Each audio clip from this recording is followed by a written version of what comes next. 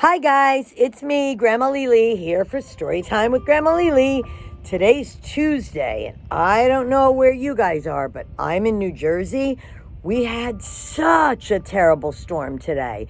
It was crazy. There was thunder and lightning and hail, and some places the power went out.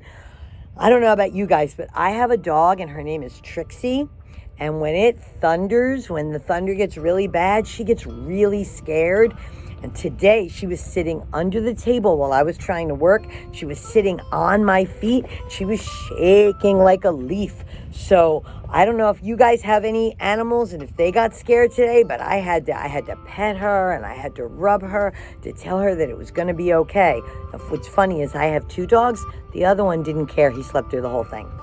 So anyway, because we had such a rainy day today, I decided that I was going to read you one of my favorite books from when my kids were little. And the name of that book is Cloudy with a Chance of Meatballs. Okay, so before we get started, let me say hello and I love you to my grandchildren, Elijah, Jordan, Kylie, Serenity. I love you. I miss you. I can't wait to see you all. And now we're going to read Cloudy with a Chance of Meatballs. So get your blankets, get all cuddled up. This is such a good day for a nap, too. And we're going to read Cloudy with a Chance of Meatballs. And Cloudy with a Chance of Meatballs is written by Judi Barrett, and the pictures are drawn by Ron Barrett. Okay? Here we go. We were all sitting around the big kitchen table. It was Saturday morning. Pancake morning. Mom was squeezing oranges for juice. Henry and I were betting on how many pancakes we each could eat, and Grandpa was doing the flipping.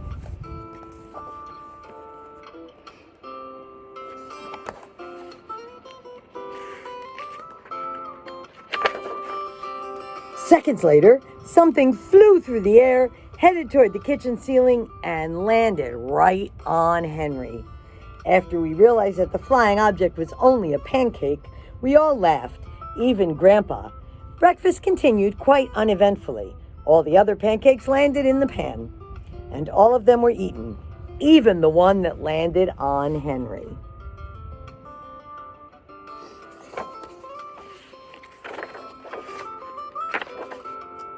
That night, touched off by the pancake incident at breakfast, Grandpa told us the best tall tale bedroom story he'd ever told.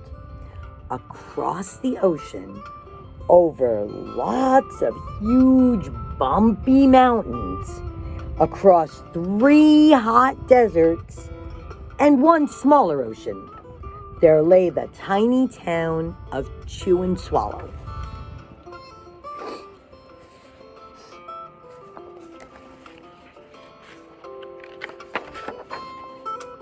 In most ways, it was very much like any other tiny town.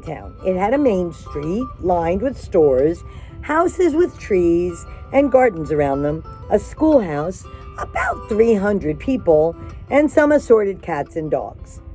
But there were no food stores in the town of Chew and Swallow. They didn't need any. The sky supplied all the food they could possibly want. The only thing that was really different about Chew and Swallow was its weather. It came 3 times a day, at breakfast, lunch, and dinner. Everything that everyone ate came from the sky.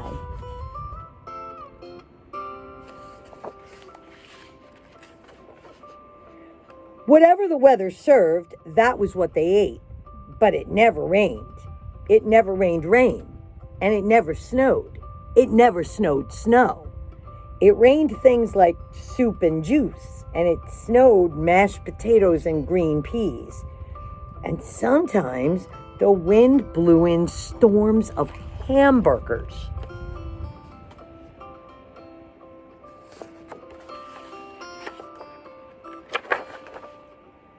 The people could watch the weather report on television in the morning, and they would even hear a prediction for the next day's food.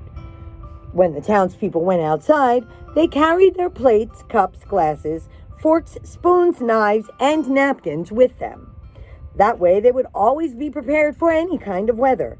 If there were leftovers, and there usually were, The people took them home and put them in their refrigerators in case they got hungry between meals.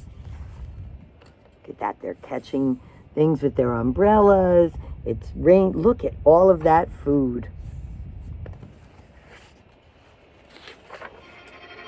The menu varied. By the time they woke up in the morning, breakfast was coming down. After a brief shower of orange juice, low clouds of sunny-side eggs moved in, followed by pieces of toast. Butter and jelly sprinkled down for the toast, and most of the time it rained milk afterwards. For lunch one day, Frankfurters, already in their rolls, blew in from the northwest at about 5 miles an hour. There were mustard clouds nearby. Then the wind shifted to the east and brought in baked beans. A drizzle of soda finished off the meal.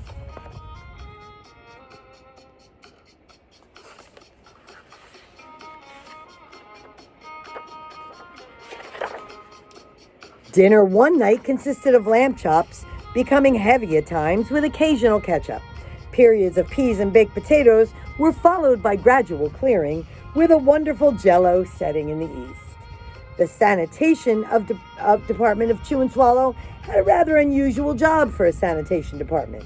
It had to remove the food that fell on the houses and sidewalks and lawns. The workers cleaned things up after every meal and fed all the dogs and cats. Then they emptied some of it into the surrounding oceans for the fish and turtles and whales to eat. The rest of the food was put back into the earth so that the soil would be richer for the people's flower gardens. Look at that. They don't let any food go to waste. Life for the townspeople was delicious until the weather took a turn for the worst.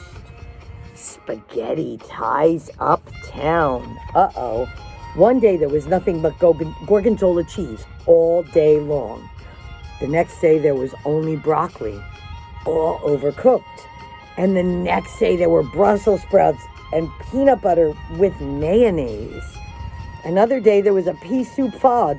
Nobody could see where they were going, and they could barely find the rest of the meal that got stuck in the fog. Uh-oh, it looks like things are getting a little screwy in Chew and Swallow. The food was getting larger and larger, and so were the portions. The people were getting frightened. Violent storms blew up frequently. Awful things were happening. One Tuesday, there was a hurricane of bread and rolls all day long and into the night. There were soft rolls and hard rolls, some with seeds and some without. There was white bread and rye and whole wheat toast. Most of it was larger than they had ever seen bread and rolls before. It was a terrible day. Everyone had to stay indoors. Roofs were damaged, and the sanitation department was beside itself. The mess took the workers 4 days to clean up, and the sea was full of floating rolls. To help out, the people piled up as much bread as they could in their backyards. The birds picked at it a bit, but it just stayed there and got staler and staler. There was a storm of pancakes one morning and a downpour of maple syrup that nearly flooded the town. A huge pancake covered the school. No one could get it off because of its weight, so they had to close the school. When was the last time your school was ever closed for a pancake day? Lunch one day brought in 15-inch drifts of cream cheese and jelly sandwiches. Everyone ate themselves sick, and the day ended with a stomachache. There was an awful salt and pepper wind, accompanied by an even worse tomato tornado. People were sneezing themselves silly and running to avoid the tomatoes. The town was a mess. There were seeds and pulp everywhere. I mean, I like cream cheese and jelly, but I don't know if I would like it that much. The Sanitation Department gave up. The job was too big. Everyone feared for their lives. They couldn't go outside most of the time. Many houses had been badly damaged by giant meatballs. Stores were boarded up, and there was no more school for the children. They couldn't go outside. So a decision was made to abandon the town of Chew and Swallow. It was a matter of survival.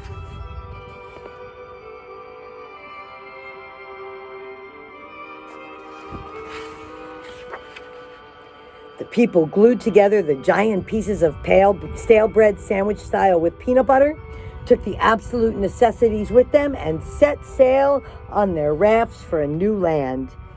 If you look at their sailboats, the sail is made of Swiss cheese and pizza. And the sandwiches, look at that. After being afloat for a week, they finally reached a small coastal town, which welcomed them. The bread had held up surprisingly well enough for them to build temporary houses for themselves out of it. The children began school again, and the adults all tried to find places for themselves in the new land. The biggest change they had to make was getting used to buying food in a supermarket. They found it odd that food was kept on shelves, packaged in boxes, cans, and bottles. Meat that had to be cooked was kept in large refrigerators. Nothing came down from the sky except rain and snow.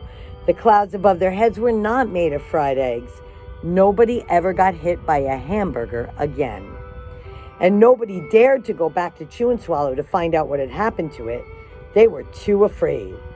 Henry and I were awake until the very end of Grandpa's story. I remember his goodnight kiss.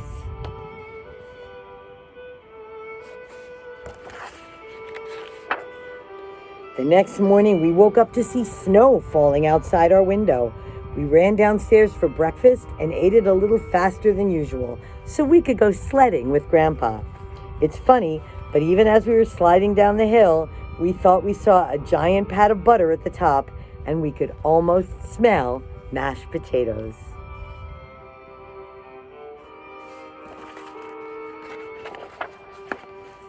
The end. So how do you like that, guys? It was snowing breakfast, lunch, and dinner every day. I don't know if I could handle that. Plus, I don't think we got any choices. If it came down hot dogs, you had to eat hot dogs, right? All I know is I would love to know what happened to Chew and Swallow, but nobody has ever had the guts to go there. And that was what's called a tall tale, guys. And a tall tale is a story where things are exaggerated. You know, because it would never really rain maple syrup, would it? And have you ever seen a big pancake on anybody's house or on the school? But I think it was kind of fun to read that on a day when we got as much rain as we did. So kids, that's all for today. Grandma Lily loves you and misses you, and I can't wait until we can be together again soon. Bye-bye.